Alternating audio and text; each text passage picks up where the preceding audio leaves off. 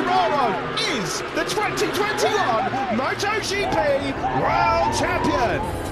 For this, there's been a lot of pent-up emotion. The French flag flying high. It really has been quite the year for French motorsport. The DJ's got the tunes playing over in the VIP. There's going to be some serious emotions over the next few hours for this young man, Fabio Quartararo, because he still can't believe it. Stop here, he's told. Let's see these celebrations then for Fabio Quartararo.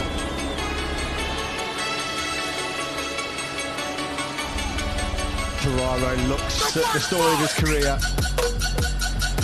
The golden helmet for Fabio Quartararo.